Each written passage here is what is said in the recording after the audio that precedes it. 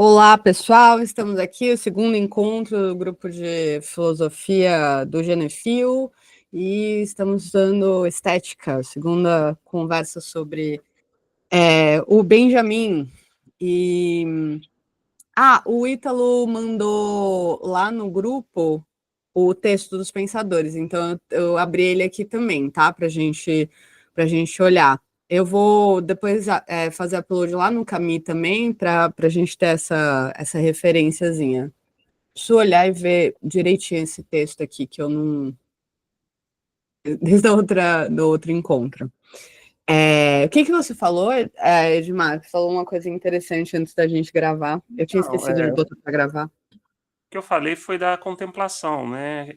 Que o conhecimento que nós temos, né? A ideia de conhecimento, a noção de conhecimento, passa por essa noção de contemplação e de visão, né? Tem a ver com o que a gente vê. A gente pensa a partir do que a gente vê ou a partir de uma imagem que a gente faz do que poderia ser visto, né? A possibilidade de É. uma imagem, né? Eu Então, estava pensando aqui o quanto que a mudança das coisas físicas, né, a mudança material, influencia também a epistemologia, né, ou como a sua percepção em relação ao mundo, né? Então, quando a gente passa a usar o olho como a primeira coisa de percepção, a gente também passa a pensar diferente, né? E aí isso é uma discussão cabeluda, né? Porque acho que o Nietzsche vai falar sobre linguagem, e como a linguagem é só meio que um efeito secundário, é é, quase um efeito secundário do pensar, né? Assim. porque existem outras formas de. Aí já falando, pensando em linguagem, existem outras Uhum. formas de conhecer, né? De possíveis compreensões de mundo, né? Que não passam por uma imagem ou por contornos definidos, né? Aí a gente até dá para pensar até a questão animal, né? Você vê que animais que se comunicam Sim, por, exatamente. tá, por cheiros, né? Por coisas que não passam por uma Por imagem. gestos, né? Que a gente usa a linguagem como uma forma comunicativa, mas gestos, posturas, etc., que são também. E o quanto que a linguagem também não pertence, né? A linguagem não, a cultura também não pertence só a humanos, né? A cultura é uma coisa meio carne de vaca, assim, né? Então, os animais, eles facilmente criam uma certa cultura num certo ambiente e vão. Nossa, eu vi um documentário essa semana muito pica, que era o Casimiro comentando, já faz com que a coisa fique melhor ainda. Era a guerra civil dos primatas. E aí é um grupo de chimpanzé, o maior grupo de chimpanzé do mundo, assim, que a gente tem registro. Na época tinha 140, hoje são já mais de 200 membros. Nunca a gente teve, né, esse tipo de aglomeração aí em chimpanzés, e eles, para expandir território, vão matando os outros chimpanzés ao redor e aumentar o território exponencialmente, assim. E é muito louco como em 2, 3 anos eles vão limpando ali quem está os outros grupos de macacos, de chimpanzés fronteiriços, e vão expandindo, né? E aí né, os que morrem, etc., e eles até matam chimpanzés de dentro do bando, mas como existe uma comunicação em um plano, né? Existe um plano, vamos aumentar o nosso território, não é uma coisa que, né, um negócio, a gente sustenta muito a nossa capacidade, mas eu achei espetacular, assim, espetacular.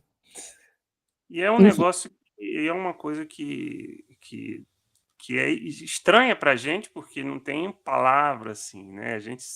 Se você vai fazer um plano, você comunica esse plano através da fala, né? Ou Exatamente. através de uma escrita.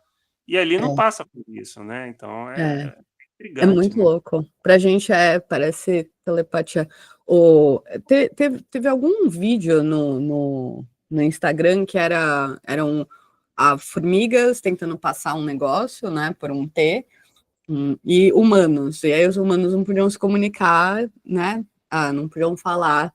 E aí as formigas conseguiram um pouco mais rápido, mas bem pouco mesmo, assim, mais rápido que os humanos, que é tipo, mas pensando em que a gente está muito acostumado a usar a fala, né? Se a gente não puder conversar, ou talvez o fato de eles não poderem conversar tenha ajudado a eles fazerem um trabalho igual a formiga, né?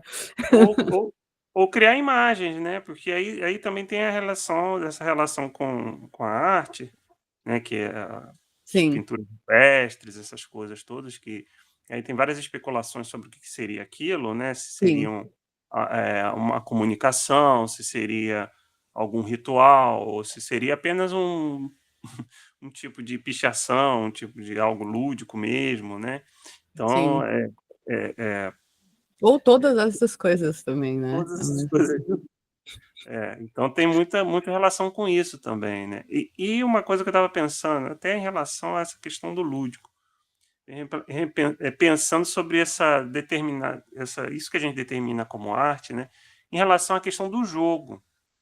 Porque a gente costuma falar muito de arte, mas a gente não fala do jogo como arte. Não sei se você percebe isso. O jogo como o lúdico, né? A questão da... Tem até aquele livro Homo Ludens, eu não li aquele livro, mas eu já ouvi algum.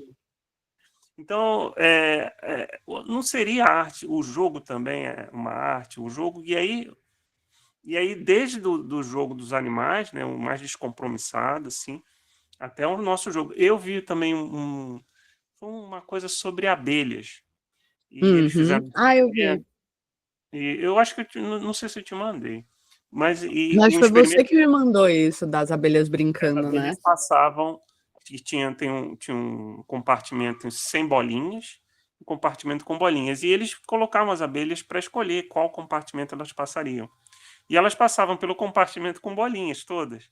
E a bolinha assim, não tem muito propósito, né? Não tem propósito, não tem propósito nenhum, só ficava ali brincando, a gente pode dizer brincar, né? Na nossa língua. Brincando com as bolinhas, mexendo nas bolinhas, e todos escolhiam passar pelo compartimento com bolinhas.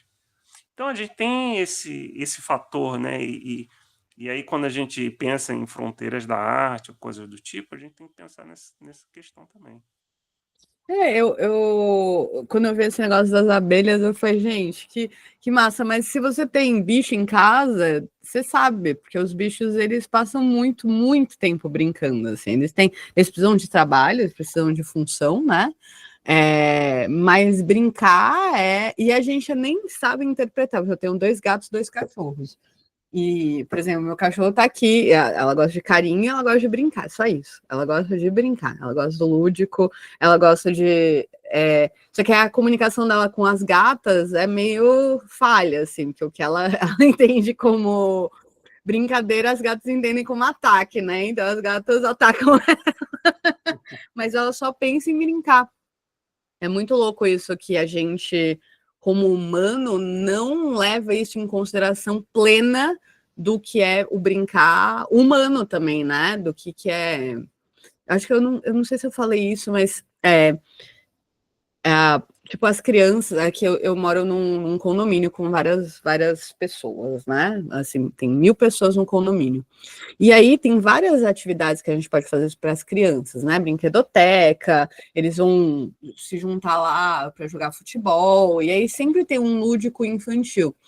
E a terceira idade se encontra semanalmente para fazer bingo, para fazer. E aí também é um encontro. E entre esses jovens, adolescentes que estão ali, né, e os mais velhos, não tem nenhuma atividade possível para os adultos, e digo de socialização, de comunidade, etc., que não envolva a cachaça. Tipo assim, todas as coisas que tem a ver com adulto tem que ter envolvido algum tipo de... eu não sou contra a bebida, mas eu fiquei pensando quanto que a gente... vamos se encontrar ali para conversar, tem que envolver birita. Vamos cantar no karaokê, tem que envolver. É quase como se a gente tivesse algum tipo de substância para poder se permitir brincar, sabe, com o outro. Bebida ou aposta. Aposta. Aposta aqui ainda não. O bingo é um pouco aposta, né? Mas assim, não envolve. É algum momento em que a gente pode que elas podem se encontrar, jogar carta, bingo, etc. Elas podem se encontrar, não precisa envolver beber. Agora, os adultos, meio que se você não propõe isso, não tem, assim, propor um clube de leitura, não pega, assim, sabe? Se você envolver alguma coisa de festa, etc., aí pega, sabe? É uma coisa meio curiosa, assim, né? Qual que é a situação do adulto, do adulto lúdico, nessa sociedade que a gente tem, né? O quanto que a gente tem, não pode brincar, né? E aí a obra de arte com certeza entra nisso, né? Com Eu certeza. acho que, como você falou, a festa, né? Tem a questão da festa. E o adulto, ele é muito mais atravessado por rituais, né? A criança, ela é mais aquela coisa, né? Não estou dizendo que ela é mais próxima de uma natureza, mas assim, ela é mais livre disso, né? E o adulto Sim. não. O adulto é sempre atravessado por vários rituais ou instituições, e a festa é uma delas, né? Eu acho que tem essa É que eu importância acho que a pro adulto. gente tem a capacidade de ter algum tipo de. Por exemplo, a gente aqui é um monte de adulto que está se encontrando para conversar sobre Benjamin, e isso é nossa brincadeira, pelo menos para mim é. É tipo um momento de me divertir, né? Tipo, de encontrar pessoas que gostam do mesmo assunto e ficar blá blá blá, né? No caso do Ronald, de ouvir as pessoas e pensar, mas é uma atividade prazerosa que não envolve birita, né? Assim, de novo, eu bebo pra caramba, mas eu fico pensando o quanto que a gente o momento de se divertir só ser ligado a algum tipo de substância e não poder ser o de brincar mesmo, de você ser bobo, tolo e poder simplesmente fazer besteirinha, né? Assim, então, porque parece que quando a gente pensa, né? Tipo, a explicação evolutiva das coisas. O Graeber fala isso no Despertar de Tudo. A gente dá umas respostas, umas explicações muito chatas, pouco criativas para o que os humanos eram e por que os humanos faziam as coisas que eles faziam, sabe? Então, porque assim você conseguia assim, e esse tipo de coisa assim, e não dá espaço para coisas que não têm propósito, sabe? Como se tudo tivesse que ser um propósito. Por exemplo, como é que você explica, então, a abelha parar lá para ficar de. Ela para poder se divertir, porque se você não se diverte, você não consegue trabalhar bem. Essa é uma explicação muito tediosa, né? Pouco criativa em relação ao que é vida, né? Assim, vida num geral, que é bem Agora filosófico. tem uma inquietação que eu tenho com as abelhas, é que elas sempre criam a colmeia em hexagonal. Uhum. Por que é que, por que é que é É assim? Por que é que não um triângulo? Essa é uma boa pergunta. Aí vem cientista, vai dizer, porque serve para isso, para aquilo, é para Porque as É, quinas, né? Por que não um afastar quadrado, né? Mas porque a quina amor. desenvolve bem os planos não platônicos, né? Ou aquela coisa, sequência de Fibonacci também, né? Das pode explicações ser. matemáticas das coisas. Muito provavelmente o hexágono tem algum tipo de função não estética, né? Uma função mais. Mas falando em estética, tem um brasileiro, tipo, o cara é incrível, assim. Ele pega um monte de treco do mundo. Outro dia eu vi pena. Ele pegou uma pena e bordou um papagaio, o próprio animal, né? Eu acho que era um papagaio, um tucano, não lembro, na pena do bicho. E aí faz um bordado na pena. E aí eu lembrei porque ele fez uma colmeia também. Pegou uma colmeia velha, sem nada, tipo, já seca. E aí fez um bordado na colmeia, no treco seco. Gente, a coisa mais linda que eu já vi na minha vida. O cara é um insano. Depois eu mando para vocês. Eu fiquei, que isso? Que o level Isso é uma arte, porque isso não tem um quê de brincadeira. Você tem toda a razão, Edmar. Tem um quê de brincadeira. Tipo, olha um treco aqui. Deixa eu ver o que eu posso fazer com ele, né? E aí colocar a criatividade é um pouco brincar também, né? Isso é um negócio que até... Porque, por exemplo, a gente está acostumado a pensar a arte ou por essa... Se não tem essa coisa da função, essa relação com a função, com uma utilidade, com alguma coisa, tem a relação, ou é sempre algo muito trágico, né? Uhum. Porque isso e tudo, e porque o cara precisava se expressar, e era uma necessidade dele, e às vezes Entendi agora onde você está querendo chegar. só... Essa é uma coisa... Nossa, eu me encontro muito com isso. Nossa, completamente. Agora eu entendi. Porque assim, Eu não entendi. Você está dizendo que tem que ter uma fruição ou não tem que ter uma fruição? não, ele está falando de Não, essa função e de obrigação utilidade. De o quê? De e até mesmo função e utilidade, né? É De isso? utilidade. até utilidade no sentido de... da própria fruição mesmo, ele precisava se expressar porque ele tem alguns desejos contidos, algumas coisas assim, e era necessário. E às vezes, porque essa questão lúdica, para mim, ela abre um buraco nesse entendimento, entendeu? Porque você não tem essa coisa das abelhas. E se a arte ela for se ela está localizada nesse espaço também lúdico, você perde um pouco dessas explicações, que são explicações que elas, mesmo que não sejam utilitárias de um primeiro momento, elas vão num sentido utilitário, né? No sentido de que tem que ser algo vital, algo orgânico, algo que, se não for feito, se for feito, a pessoa não consegue necessário, né? No sentido de algo necessário. Então, mas aí, olha como a gente se enrola nesse negócio. Porque, assim, eu acho que o momento que a gente vive, o momento histórico que a gente vive, é absolutamente rigoroso, né? A gente acha que a gente vive num liberalismo, que as coisas são liberadas, que é tudo muito flexível, mas na verdade é muito rigoroso em relação à produção. Então, você sempre tem que produzir e a produção tem que ser rigorosamente. Então, eu não acho que na Idade Média, que vamos pegar que é um momento que a gente imagina e fantasia que seja mais rigoroso, né? Porque era muito religioso. Eu não acho que na Idade Média eles tinham uma relação tão restrita com o tempo, por exemplo, né? Hoje a gente tem que ser absolutamente rigoroso com o tempo, né? Você falou, Edmar falou, olha, eu vou num grupo, mas tem que sair às 3 horas em ponto, porque eu tenho outra coisa. A gente tem essa relação com o tempo muito, muito rígida. Isso é só um exemplo, né? Quando a gente está falando sobre o nosso momento e como a gente produz e o que é útil, o que não é uma rigorosidade em relação à produção, né? O que é que vai fazer a gente produzir mais ou menos capital / produtos / mercadoria? Então, por exemplo, a gente aqui eu nem acho justo a gente sentar aqui e produzir esse tanto de conhecimento e não gravar e não postar para outras pessoas, porque tem que ter alguma produção, né?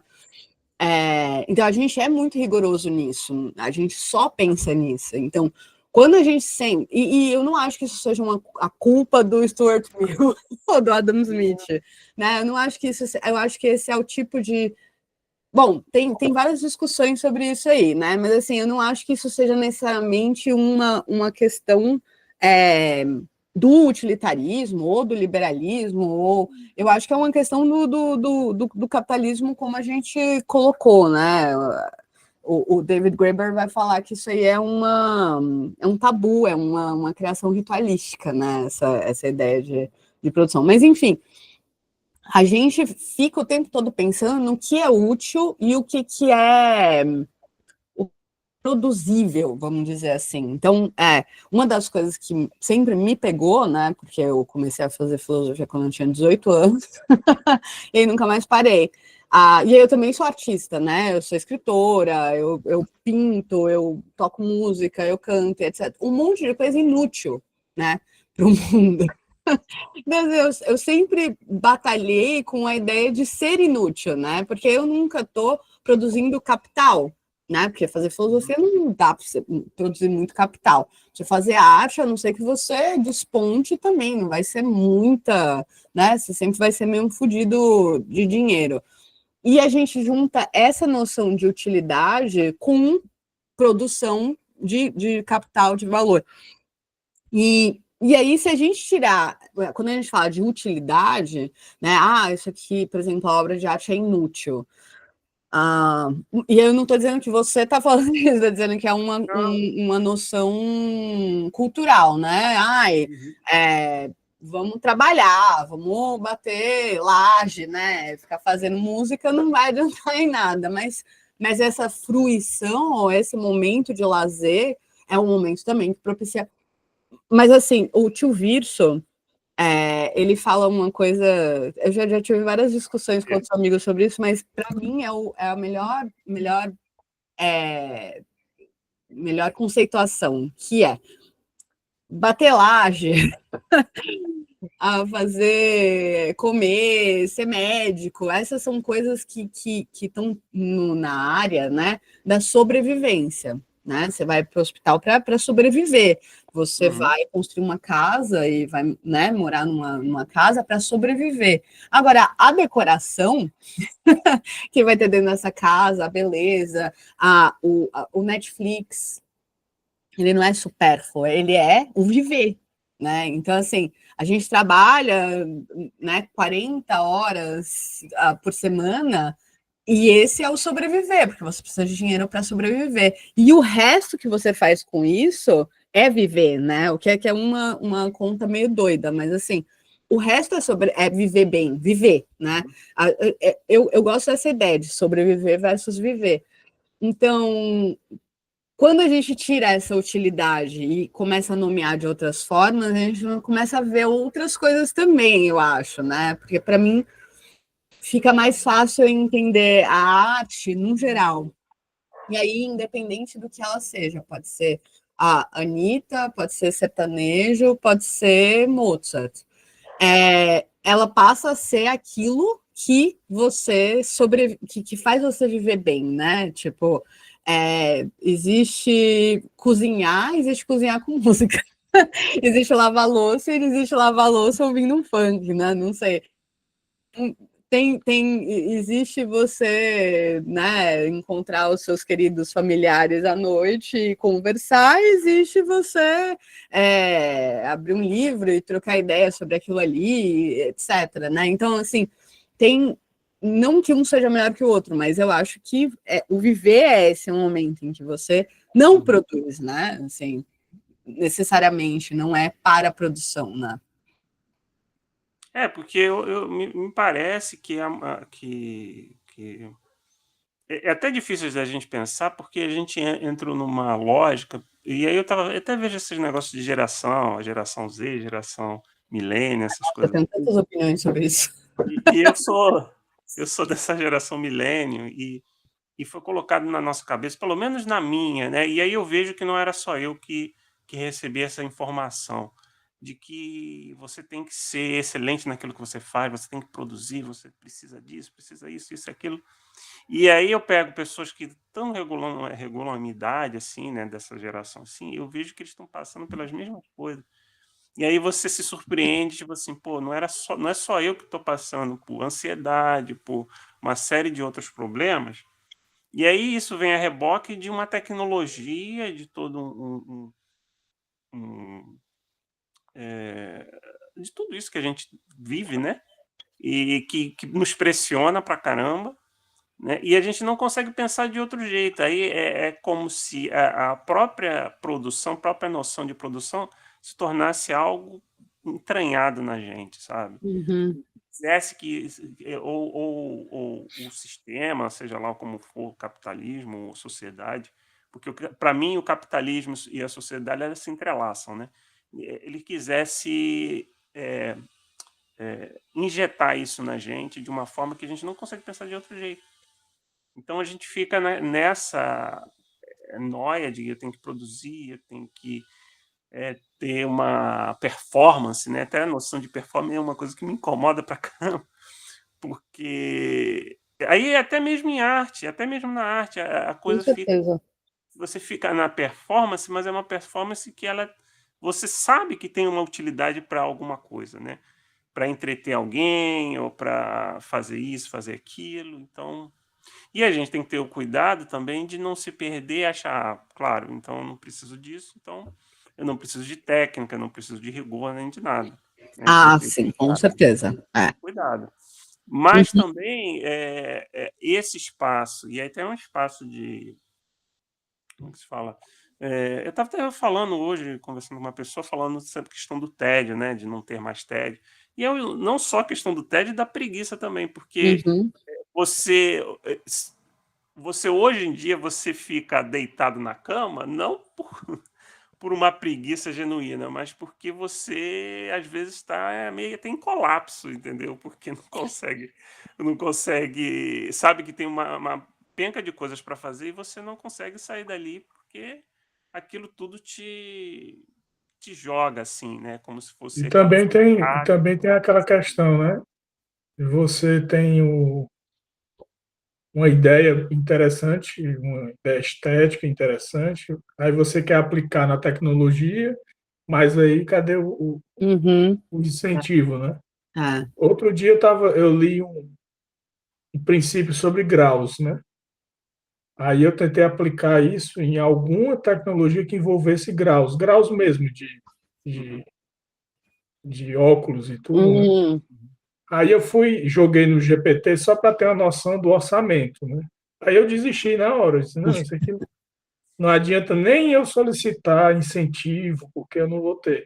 Não tem Então, o como. artista, ele tem a ideia, ele já leu para ele ter essa ideia, né, antes, mas na hora de fazer uma aplicação tecnológica, ou ele vai participar de um edital que é não sei quantos que vão participar, né? Geralmente, o que está hoje em dia é questão de programação, todo tempo é isso. Se você for programador, você tem mais chance, Uhum. mas com relação a, por exemplo, eu não sei trabalhar, eu não sou, não sei nem como é o nome dessa profissão, óptico, técnico em óptica, alguma coisa assim. Sim, eu Uhum. também não sei. Pois é, eu sei que deve haver, né? Mas aí Sim. fiquei com essa ideia na cabeça, achei interessante, mas e aí, como é que não tem incentivo? É.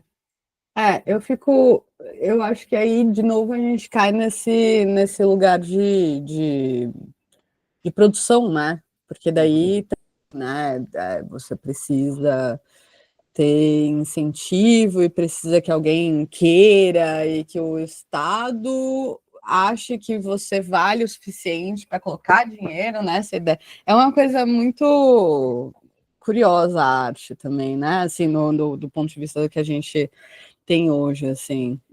E isso tem implicações, inclusive políticas, porque, por exemplo, você veja, eu outro dia estava pensando sobre essa questão também, sobre a questão ser pesquisador no Brasil, né? Uhum. Para ser pesquisador no Brasil, você precisa ser professor, né? Então, você invariavelmente tem que ser professor, você não pode ser só pesquisador. Eu não sei se algumas áreas eu acho que pode, né? Mas no Algumas geral, lá, tipo biologia, né? você tem que ser professor. Curiosamente, as pessoas vão para, por exemplo, a filosofia. Para ser pesquisador e ser professor é como se um efeito É a mesma coisa. secundário, a doença que, assim, tipo, eu vou ter que ser professor, né? Assim. E é uma coisa que tem relação também com, por exemplo, até a ideia de que o próprio professor tem a preparação de aula, né? Ele tem antes da aula, ele tem um preparo, todo um preparo. E gasta rios de E, dinheiro fazendo um grupo de é, estudos, e lendo, e e assim, fazendo mais grupo, e aí vai para pós, e vai para o sei lá o que e tal. Pra você achar que você pode dizer qualquer coisa, né? e esse preparo, você às vezes nem recebe nada por isso. Não. Aquilo que você passa por todo o preparo que você não está recebendo, né? E mesmo que recebesse, aí também tem uma outra questão, porque mesmo que recebesse, você tem a questão do tempo que você passa ali, né?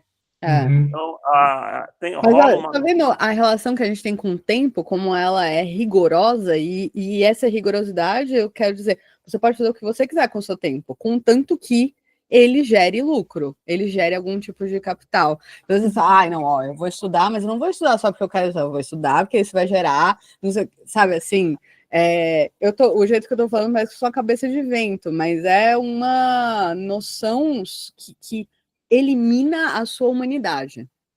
Elimina a sua humanidade, porque se você pensar que você foi estudar e o tanto de tempo que você perde lendo livros de literatura do Crepúsculo não serviu para nada, você está dizendo que o seu querer, que o seu desejo, que o que você quer fazer, o que te diverte, por mais que seja o Crepúsculo, o Edward e a Bella, não vale, sabe? E aí o valor vira isso só, vira um, né? O Darcy Ribeiro falar, eu perdi, mas eu sempre perdi no Brasil, mas perder significa, significa que eu não sou igual a eles, né? Assim, essa ideia. Porra, mas eu. Como é que a gente vai dar valor e criar valor para cada um desses momentos? Mas e aí? Por que eu faço isso? O que é que sabe assim? E sem querer a gente tá entrando no texto, né? Porque eu acho que o texto é um pouco isso. É, Questão da reprodução, questão da produção e reprodução. exatamente. E fazer valor a partir daquilo que já foi criado de valor, né? Que é uma coisa. A gente tem mais 5 minutos antes de você ir embora. Acho que a gente pode Pode ler esse continuar. trecho. Eu acho que a gente pode continuar na próxima, daqui a 15 dias, e voltar aqui no terceiro e aí ler com. Porque eu acho que estava boa a conversa também, a gente falar um pouco sobre arte, acho que vale a pena. Ele fala aí, uma coisa que eu tô lendo aí, a mesma reprodução mais perfeita, uma coisa você perde. Aqui o agora da obra de arte, sua existência única no local em que se encontra. Tem a relação desse tempo, desse espaço, e eu acho que todo mundo que faz arte, ou que é obrigado, a partir da arte que fez, reproduzir alguma coisa, né, a fazer uma produção em massa, ou algo se perde sempre, algo se perde sempre. E esse, acho que dispêndio que fala, né? Sim. Cara, assim, vai acontecer. E tem mas a gente se sente culpa disso, sente uma certa culpa, um certo Então, incômodo com isso, né? mas assim, isso é uma coisa que eu sempre eu entendo o que ele fala, né? Da reprodução que é. Né, o que ele está falando aqui é da aura. Hum. Mas ao mesmo tempo ele fala caguei. Eventualmente vai falar caguei. Porque, por exemplo, fotografia não tem aura. Cinema não tem. Tipo, um filme não tem o original do filme. O filme é sempre uma reprodução. E aí, esse se perde. O que é esse se perde, entendeu? Porque. Entende o que eu estou dizendo? Tipo, vamos pensar quadrinho, que é algo que o Benjamin não teve o privilégio de poder ter acesso do jeito que a gente tem, como graphic novels, etc., a mistura perfeita, né, de narrativa com ação, com imagética, que ele fala que seria uma coisa interessante, que é o que ele chama de cinema, né? Não há, tipo, há um original, mas esse original, ele nem é exibido, ninguém tem acesso a ele, e nem sei o quanto que... Eu fico pensando, assim, o quanto que a gente tem em relação com a vida real aqui, né, material, e o quanto que a gente já não está embutido nessa reprodução. Isso não é Benjamin, tá? Isso é devaneios da Marcy decadente, assim. Mas o quanto que essa reprodução, ela já tipo, talvez para ele fosse alguma coisa, né? Mas para mim, ser uma coisa, assim, impensável, não faz sentido para mim, sabe? Porque eu vivo num mundo absolutamente reproduzível. Tudo é. Tipo, são poucas as coisas. São poucas as coisas que eu tenho acesso ao original, entende? Todas as coisas com as quais eu me relaciono são reprodução, sabe? E aí tem um pouco também nessa mística platônica, né, da verdade, né, de estar perto da verdade, de estar perto da...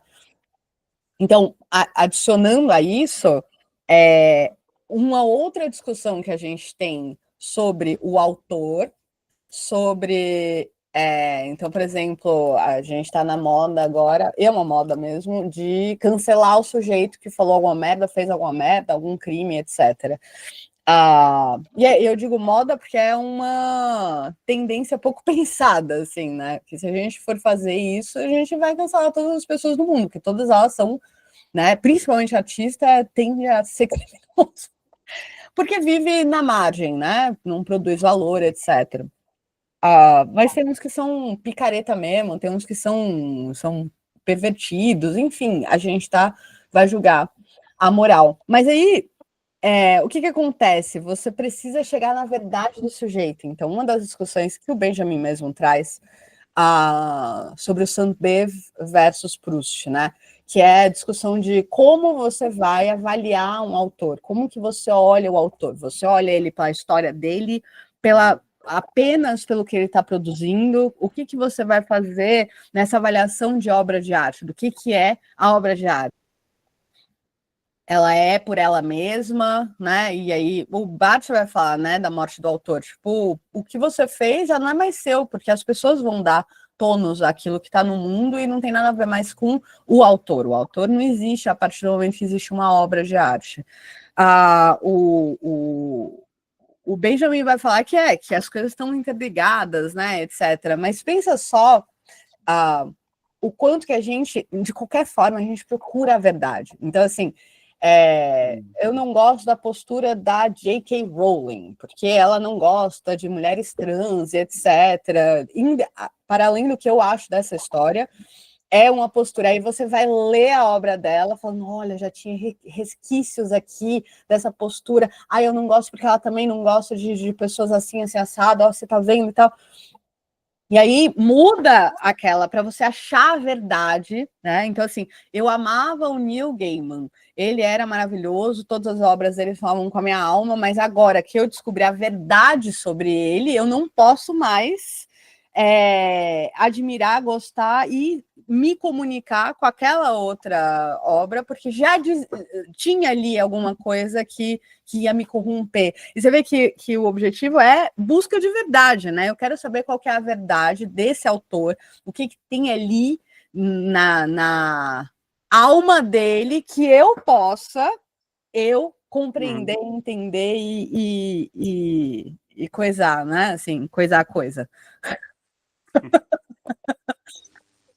Mas não é uma busca pela verdade isso? Sim, sim.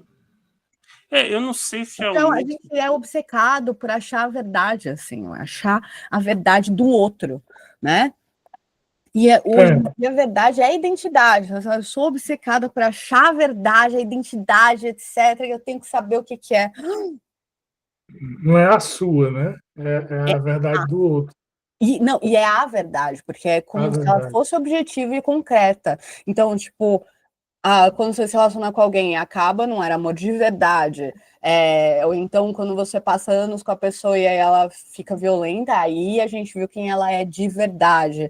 E aí a gente tem essa relação com saber a verdade das coisas e das pessoas, né? Então, naquele momento não era de verdade, aí depois passou a ser verdadeiro. Então, quando, né? E aí, assim, as pessoas não gostam de mim porque elas não sabem quem eu sou, de fato. Então, a sua identidade tem que ser o mais alto verdadeiro. E verdadeiro, no nosso momento, significa autêntico. Não significa nada além disso, né? Verdade significa autenticidade, o que é uma loucura.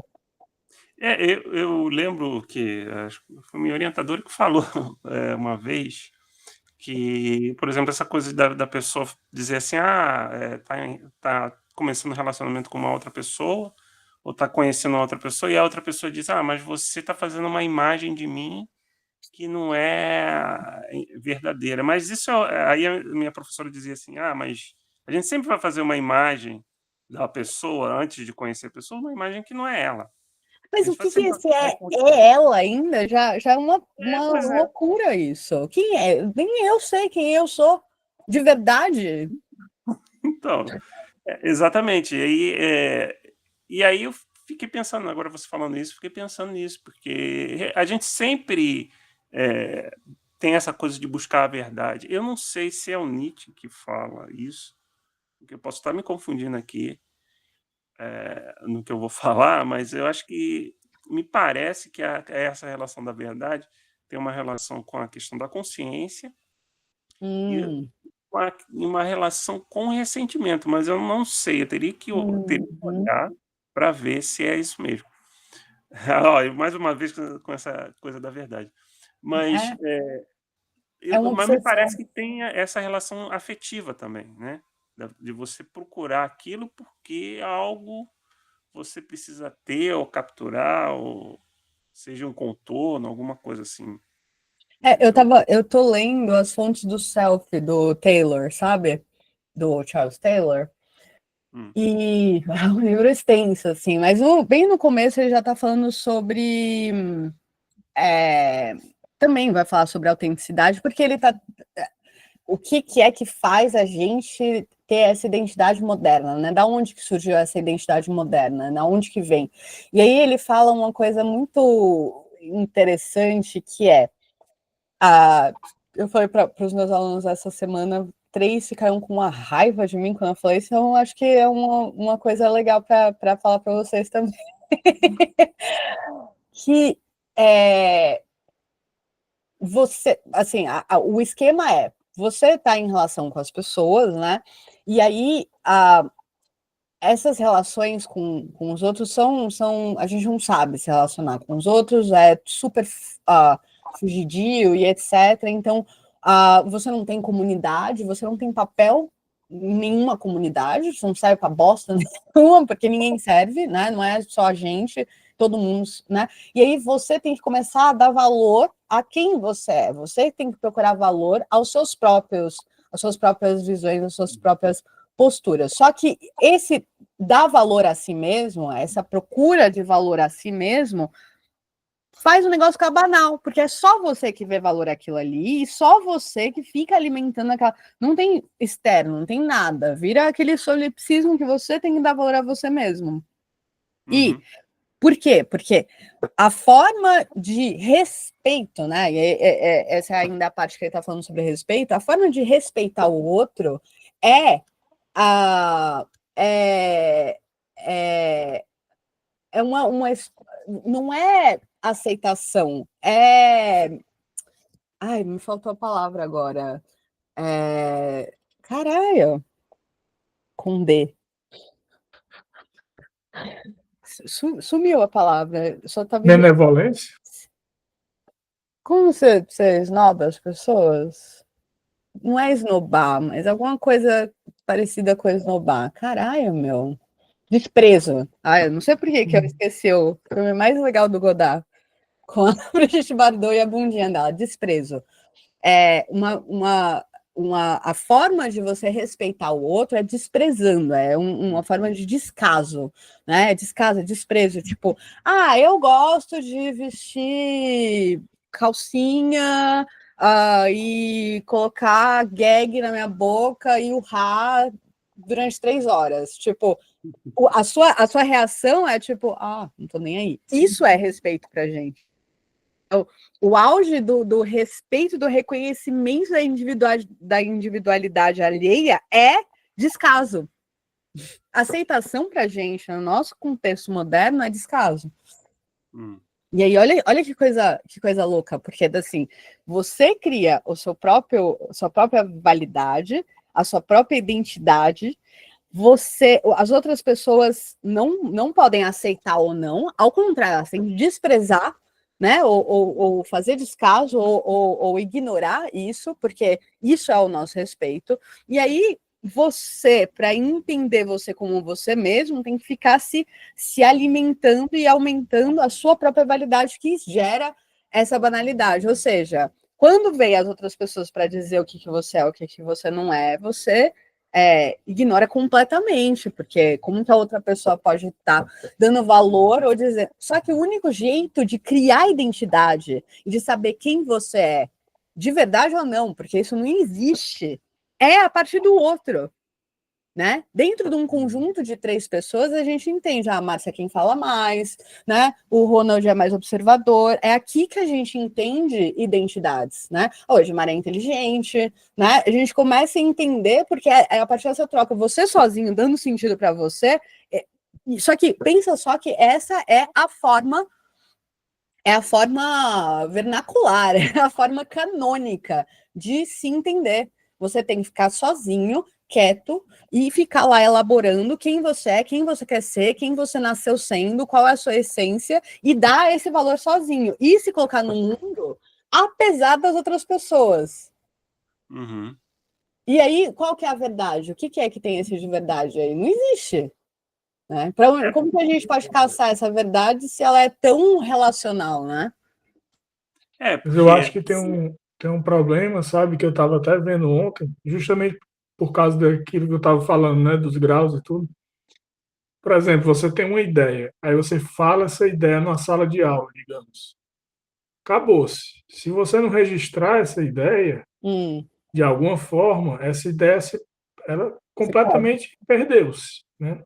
Então não existe um direito que regulamente as ideias. Ela não se perdeu, você falou para outra pessoa pegou ela e ela está. Exato, ela não, isso. O Aí, problema é esse é o isso. ponto, a gente só entende as coisas se elas estão de forma concreta, mas como a gente está tão afastado do outro, parece que trocar a ideia é se perder no mundo, assim, né? Tipo, e na verdade não, você está colocando para outras pessoas e trocando com outras pessoas, e isso deveria valer alguma coisa que a gente não vale, isso não é produção de conteúdo, né? Ou a produção de conteúdo precisa ser gravada e postado, que é o que a gente está fazendo aqui, mas você só falar para uma outra pessoa parece que deixa de ser valioso, quando na verdade é a única coisa que a gente tem, né? Mas me diz uma coisa, tu acha que se aqui fosse uma palestra, o caso de uma palestra, o palestrante está expondo uma técnica dele, Sim.